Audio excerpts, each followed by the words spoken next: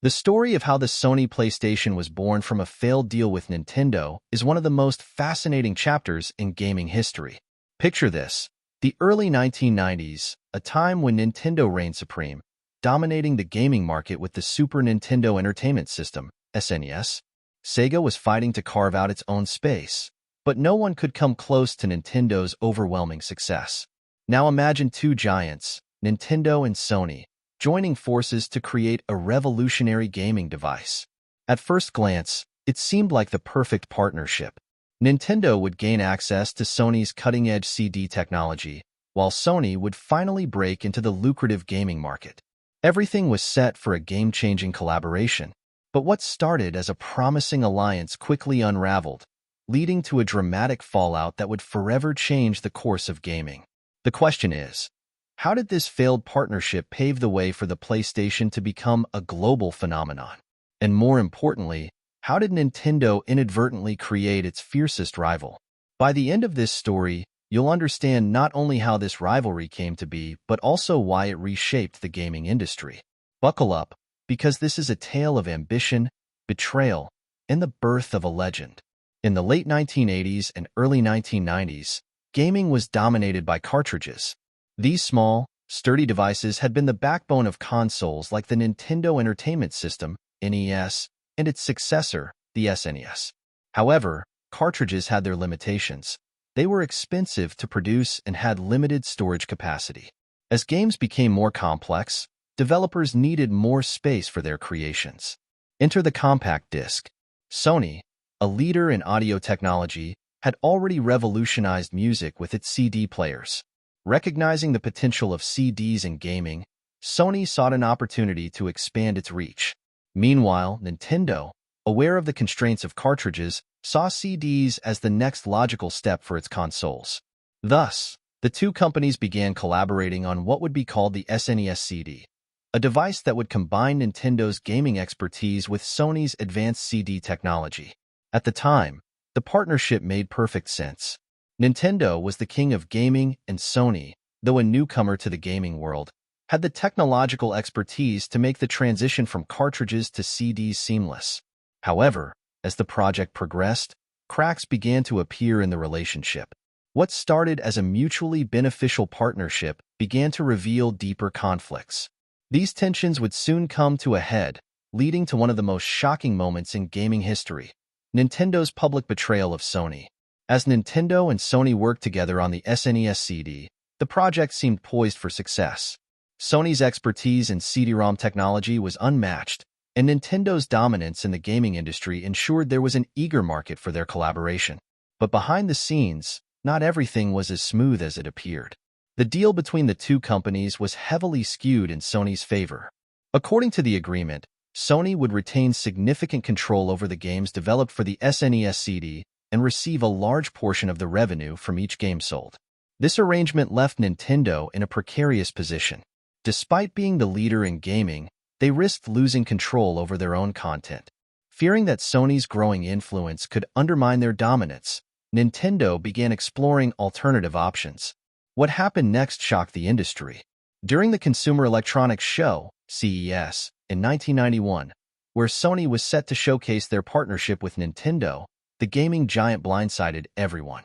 Instead of unveiling the SNES CD, Nintendo announced a new partnership with Philips, a rival company.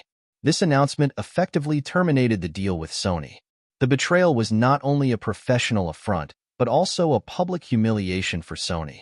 The audience at CES and the media covering the event were stunned. Sony executives, who had invested significant resources and effort into the project, were left blindsided and outraged. This pivotal moment marked the end of the collaboration and the beginning of an entirely new chapter. While Nintendo believed this decision secured their future, it inadvertently pushed Sony into creating their own console. What might have been a fleeting partnership transformed into a grudge that fueled the development of one of the most iconic gaming systems of all time: the PlayStation. After the humiliation at CES, Sony faced a crossroads. The natural response would have been to abandon its ambitions in the gaming market altogether. However, one man at Sony refused to let the dream die: Ken Kutaragi. Known as the father of the PlayStation, Kutaragi was the driving force behind Sony's initial foray into gaming.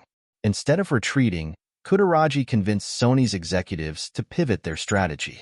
If Nintendo no longer wanted to collaborate, Sony would create its own gaming console. The vision was clear: a powerful, CD-based gaming system that would outshine anything on the market. This was the genesis of the PlayStation. The first prototype was born out of Sony's previous work with Nintendo. Dubbed the Nintendo PlayStation, it was a hybrid console capable of playing both SNES cartridges and CD-based games. However, after the partnership dissolved, Sony rebranded the device and focused solely on their own system. The internal battle to greenlight the project wasn't easy. Many executives were skeptical, viewing the gaming industry as a risky and unproven market for Sony. But Kutaragi's determination, coupled with the potential for innovation, eventually swayed the company's leadership. Sony doubled down on creating a console that didn't just meet expectations but redefined them. By embracing the CD format, they offered developers more creative freedom than ever before. This not only set the PlayStation apart technologically, but also attracted a slew of game developers who were eager to push the boundaries of what was possible. Sony's response to betrayal wasn't just retaliation. It was a revolution. The PlayStation was no longer just a concept, it was a declaration. And with it, Sony set the stage to disrupt the gaming industry like never before. In December 1994, the Sony PlayStation launched in Japan, and by September 1995, it had made its way to the United States and Europe. From the outset, it was clear that the PlayStation wasn't just another gaming console. It was a technological leap forward.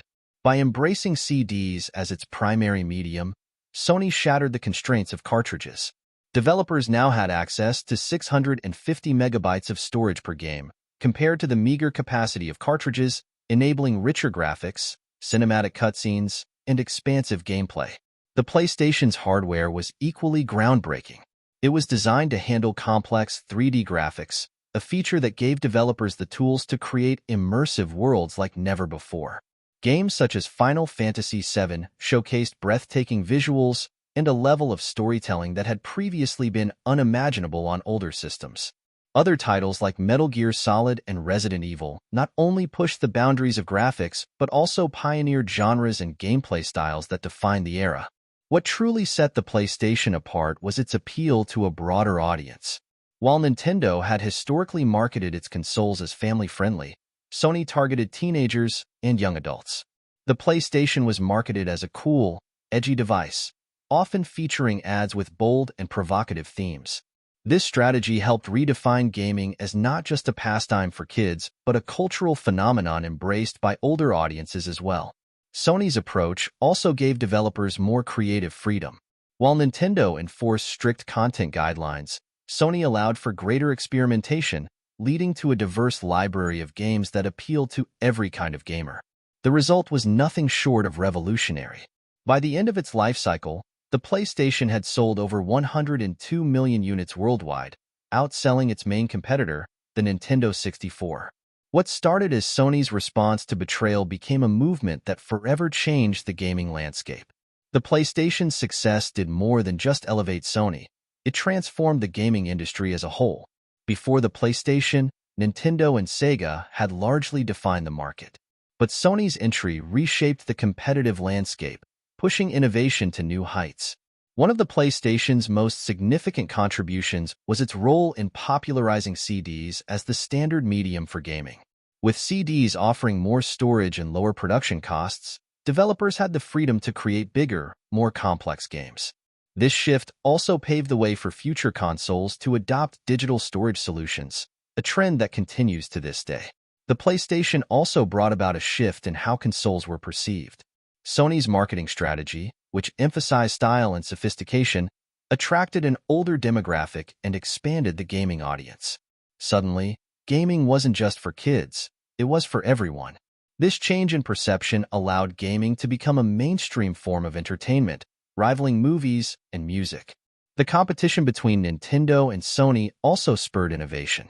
To counter the PlayStation, Nintendo doubled down on its strengths, such as first-party exclusives like Super Mario 64 and The Legend of Zelda: Ocarina of Time.